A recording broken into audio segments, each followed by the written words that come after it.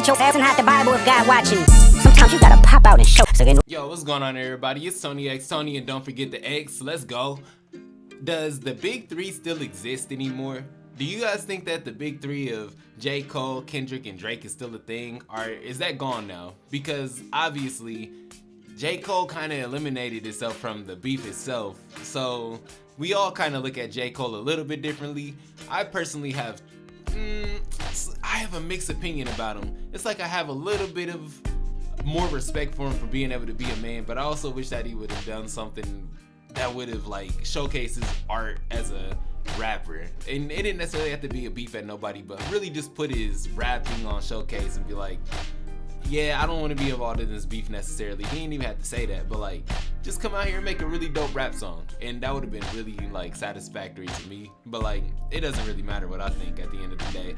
I'm just glad that he didn't put himself into a situation where it's like he's too far to be able to come back, because obviously Kendrick was holding back no punches whenever this was taking place and getting to a spot where he had to try to recover from something that like, man, this wasn't even my fight in the first place. And then if somebody really did tell him behind the scenes, I think it was Schoolboy Q that said that he saw him out and was like, yo, like, you might want to take a step back from this. You don't want to necessarily get involved in this situation. So J. Cole then goes out and apologizes on stage to everybody, and then the whole world sees it. We all kind of like have our opinions on it. Some people laugh, some people are like, man, good on you. It just depends on who you are and how you feel about him personally, and I might actually make a video about that. But then you start getting to Drake and the Kendrick, and obviously it feels like Kendrick came out on top.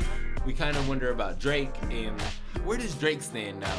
Does Drake still belong in the top 1 too? Or is it like definitely just like Kendrick is here now, we got Drake here now, and then we got J. Cole here now? Like, if we're gonna go by that being the big three, like they kind of coined them on their own selves, the big three, or at least J. Cole did in the first person shooter song. So I just basically am wondering, what do you all think about this? Because I don't know if the big three has to necessarily shake up like college football, where it's like where you have a fall from grace and then you were number 2 or number 1 or even number 3, then you go down to like number 10 because there's already so many other like super powerful people that could replace those individuals. So you got to make sure that you're always winning in order to stay on top of the rankings, and if not, you got to slowly build yourself way up, and perception plays a lot in it, politics, all that kind of stuff. And I don't think that the rap game is too much different in this situation. I do think though that like, if most people have, or a certain majority of people have, the big three as being Kendrick, Drake, and J. Cole, then what does that do for you? Because to me personally, I think it just kind of solidifies, if I'm gonna go by that criteria, I'm gonna say it solidifies what some people might have already initially thought. But I feel like some people would have definitely put Drake underneath of J. Cole.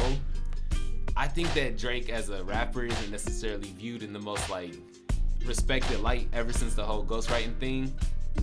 And personally, ghostwriting to me isn't a big deal on songs that are just like good songs that you just want to put out there, and it's for like an album and you're really creating art and stuff like that. But I think a lot of people's problem with Drake is not necessarily that he had ghostwriters, which initially it might have been, but we all kind of got over that, to now we're finding out that he was using ghostwriters to help write diss tracks. So then it feels a little bit even more like, man, come on now, like we can see it on a normal song, like might just get hit with a Rico. Like that whole song was fire. Nobody cares that was ghostwritten. Nobody cares at all.